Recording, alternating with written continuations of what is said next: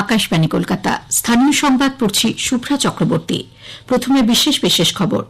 পাক রেঞ্জারদের হাতে আটক বিএসএফ জওয়ান পূর্ণম কুমার সাউয়ের মুক্তির পর বাংলাদেশের হেফাজত থেকে মুক্ত কোচবিহারের অপহৃত কৃষক উকিল বর্মন।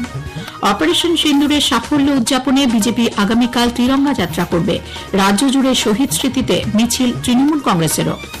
রাজ্যের পশ্চিমাঞ্চলে 10টি শিল্প সংস্থা 25,000 কোটি টাকা বিনিয়োগ করবে বলে মুখ্যমন্ত্রী মমতা ব্যানার্জি জানিয়েছেন।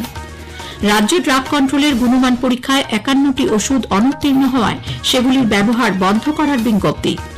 শীর্ষ আদালতে আগামীকাল রাজ্য সরকারি কর্মচারীদের মহার্ঘ ভাতা সংক্রান্ত মামলার শুনানি হবে। আসছে বিস্তারিত খবরে। কর্মরত অবস্থায় সীমান্ত পেরিয়ে পাকিস্তানে ঢুকে পড়ার অভিযোগে পাক রেঞ্জারদের হাতে আটক বিএসএফ জওয়ান পূর্ণম কুমার সাউকে গতকাল মুক্তি দেওয়া হয়েছে। পাঞ্জাবের ফিরোজপুর সেক্টরে আন্তর্জাতিক সীমান্তের কাছে কৃষকদের সুরক্ষা দেওয়ার কাজে নিযুক্ত থাকা ওই জওয়ান গত 23 এপ্রিল অসাবধানতাবশত আন্তর্জাতিক সীমান্ত পেরিয়ে পাকিস্তানে ঢুকে যান। ওই জওয়ানকে অমৃতসরে আটারি সীমান্ত চৌকিতে ভারতের হাতে তুলে দেওয়া হয়।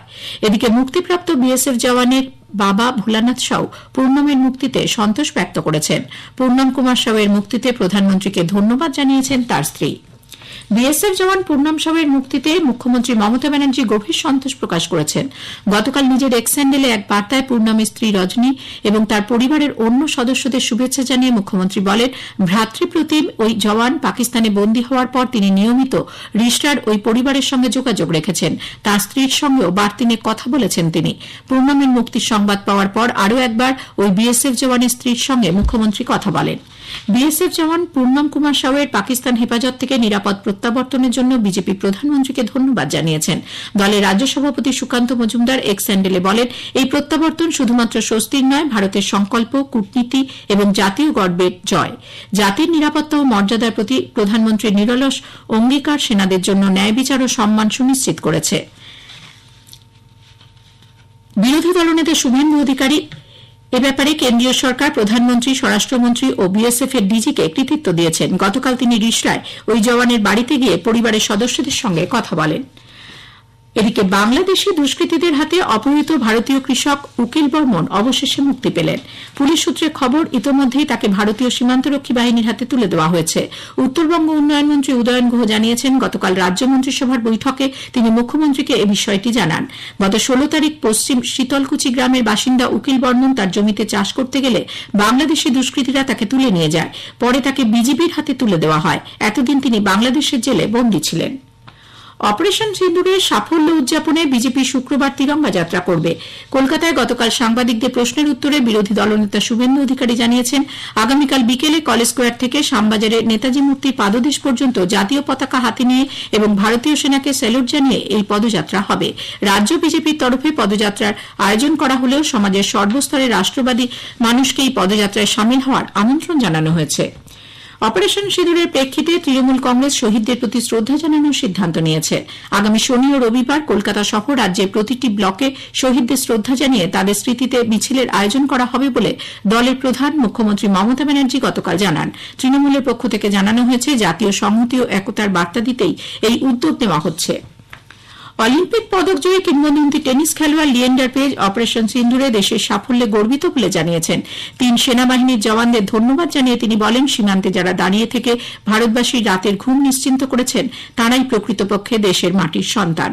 এদিকে বিখ্যাত দাবাড়ু গ্র্যান্ডমাস্টার দিব্যেন্দু বড়ুয়া অপারেশন সিন্দুরে সেনাবাহিনীর সাহসিকতাকে কুর্নিশ জানিয়েছেন। রাজ্যের পশ্চিমাঞ্চলে 10টি শিল্প সংস্থা ভারী শিল্পে 25,000 কোটির বেশি বিনিয়োগ করতে চলেছে। এর ফলে প্রত্যক্ষ ও পরোক্ষভাবে 70,000-এর বেশি মানুষের কর্মসংস্থান হবে বলে মুখ্যমন্ত্রী মমতা ব্যানার্জি জানিয়েছেন। নবান্নে গতকাল রাজ্য মন্ত্রিসভার বৈঠকে ওই শিল্প স্থাপনের জন্য প্রায় 2,500 একর জমি বরাদ্দের সিদ্ধান্তে ছাড়পত্র দেওয়া হয়েছে বলে মুখ্যমন্ত্রী জানান। মুখ্যমন্ত্রী বলেন, রাজ্য সরকারের লক্ষ্য দ্রুত শিল্পায়ন এবং বহু মানুষের কর্মসংস্থান। ফেব্রুয়ারি মাসে বিশ্ববঙ্গ বাণিজ্য সম্মেলনের পর বেশ কিছু শিল্প সংস্থাকে জমি বরাদ্দ করা হয়েছে। মন্ত্রিসভার বৈঠকে পুরুলিয়ার রঘুনাথপুরে জঙ্গল সুন্দরী কর্মনগরী, দুর্গাপুর বর্ধমানের পানাগড় ইন্ডাস্ট্রিয়াল পার্কে 10টি ইন্ডাস্ট্রিয়াল প্লট বিভিন্ন সংস্থাকে বরাদ্দ করা হয়েছে। এর পাশাপাশি মন্ত্রিসভার বৈঠকে ক্ষুদ্র ও মাঝারি শিল্প ক্ষেত্রেও 15টি শিল্প তালুকে মোট 43টি ক্ষুদ্র শিল্প সংস্থাকে জমি বরাদ্দ করার সিদ্ধান্ত গৃহীত হয়েছে। স্থানীয় সংবাদ শুনছেন আকাশবাণী কলকাতা কেন্দ্র থেকে। আমাদের সংবাদ শোনা যাবে ইউটিউব চ্যানেল আকাশবাণী সংবাদ বাংলা, ফেসবুক ও ইনস্টাগ্রাম আকাশবাণী সংবাদ কলকাতা এবং এক্স হ্যান্ডেল AIR নিউজ কলকাতাতে। রাজ্য ড্রাগ কন্ট্রোলের গুণমান পরীক্ষায় 51টি ওষুধ অনুত্তীর্ণ বলে জানা গেছে। এদের মধ্যে 5টি ওষুধের পরীক্ষায় সেগুলি নকল বলে ধরা পড়েছে। এছাড়াও ড্রাগ কন্ট্রোলের রিপোর্টে জানা গেছে বিভিন্ন ধরনের সংক্রমণ প্রতিরোধকারী অ্যান্টিবায়োটিকেও গুণমান যথাযথ নয়। রাজ্য ড্রাগ কন্ট্রোলের পক্ষ থেকে একটি নির্দিষ্ট ব্যাচ নম্বরের 51টি ওষুধকে সরিয়ে নেওয়া বা ব্যবহার বন্ধ করার বিজ্ঞপ্তি জারি করা হয়েছে। নির্বাচন কমিশন বুথ পর্যায়ের অফিসার বা BLOদের পরিচিতিপত্র দেওয়ার সিদ্ধান্ত নিয়েছে। মুখ্য নির্বাচন কমিশনার জ্ঞানেশ কুমার গতকাল নতুন দিল্লিতে কমিশনের এক অনুষ্ঠানে কথা জানিয়ে বলেন, বুথ পর্যায়ের অফিসাররা যাতে বাড়ি বাড়ি কাজ করার সময় কোনো অসুবিধায় না পড়েন সেই জন্যই এই সিদ্ধান্ত। এদিকে কমিশন BLOদের ভোটার নথিভুক্তি, বিভিন্ন ধরনের ফর্ম পূরণ এবং নির্বাচনী পদ্ধতি বিষয়ে প্রশিক্ষণের কাজ শুরু করেছে। সুপ্রিম কোর্টে প্রাক্তন শিক্ষামন্ত্রী পার্থ চট্টোপাধ্যায় জামিনের মামলার নিষ্পত্তি চেয়ে এবার হাইকোর্টে আবেদন জানালেন তিনি। 19শে মে বিচারপতি শুভ্রা ঘোষের এজলাসে এই মামলা শুনানি হবে। উল্লেখ্য 2022 সালের জুলাই মাসে ইডি গ্রেপ্তার করে পার্থকে, পরে CBI এর হাতে গ্রেপ্তার হন তিনি। চাকরি ফেরানোর দাবিতে আজ শিক্ষা দপ্তর ঘেরাওয়ের ডাক দিয়েছে চাকরিহারা শিক্ষকদের একটি সংগঠন। যোগ্য শিক্ষক শিক্ষিকা অধিকার মঞ্চের তরফে চিন্ময় মণ্ডল জানিয়েছেন, শিক্ষা দপ্তর ও শিক্ষামন্ত্রীর কাছ থেকে কোনো সদর্থক পদক্ষেপ দেখা যাচ্ছে না। রায় পুনর্বিবেচনার ব্যাপারেও সরকার তাদের সঙ্গে কোনো রকম আলোচনা করছে না। সে কারণেই বিকাশ ভবন ঘেরাও অভিযানের ডাক দেওয়া হয়েছে। শীর্ষ আদালতে ফের পিছিয়ে গেল রাজ্য সরকারি কর্মচারীদের মহার্ঘ ভাতা সংক্রান্ত মামলার শুনানি। কয়েকদিন আগে বেঞ্চ পরিবর্তন হয়েছে এই মামলার। আগে মামলাটির শুনানি চলছিল বিচারপতি বিক্রম নাথ, বিচারপতি সঞ্জয় কারোল এবং বিচারপতি সন্দীপ মেহতার বেঞ্চে। সেই বেঞ্চ থেকে মামলা সরিয়ে বিচারপতি সঞ্জয় কারোল এবং বিচারপতি মনোজ মিশ্রের বেঞ্চে গতকাল দুপুর 2টায় মামলাটি শুনানির জন্য তালিকাভুক্ত হয়েছিল। কিন্তু প্রথমার্ধের শেষে বিচারপতি সঞ্জয় কারোলের বেঞ্চ জানায়, আদালতের কিছু সমস্যার জন্য শুনানি করা সম্ভব হচ্ছে না। আগামীকাল এই মামলার শুনানি হবে। সমাজ মাধ্যমে দেশবিরোধী পোস্ট করায় মঙ্গলবার রাতে পূর্ব বর্ধমানের গুসকরা থেকে এক যুবককে গ্রেপ্তার করেছে পুলিশ। ধৃতের নাম শরীফুল শেখ। তার বাড়ি গুসকরা পুরসভার 9 নম্বর ওয়ার্ড এলাকায়। ধৃতকে গতকাল বর্ধমান আদালতে পেশ করা হয়। স্থানীয় সূত্রে জানা গেছে, পেশায় ব্যবসায়ী শরীফুল ভারত পাকিস্তানের উত্তেজনাকর পরিস্থিতির মধ্যে গত মঙ্গলবার পাকিস্তানের পক্ষ নিয়ে সমাজ মাধ্যমে একটি পোস্ট করেন। এদিকে ভারত পাকিস্তানের মধ্যে উত্তেজনার আবহে উত্তর 24 পরগনার বারাসাতে চাঁপাডালির মোড় এলাকায় দেশবিরোধী পোস্ট নিয়ে জনতা পুলিশ খণ্ডযুদ্ধের ঘটনায় মোট 20 জনকে গ্রেপ্তার করা হয়। এদের মধ্যে 17 জন বিক্ষোভকারীকে আদালতে তোলা হলে তাদের জামিন মঞ্জুর করেন বিচারক। দেশবিরোধী পোস্ট করার জন্য ধৃত 3 জনের 7 দিনের পুলিশ হেফাজত হয়েছে।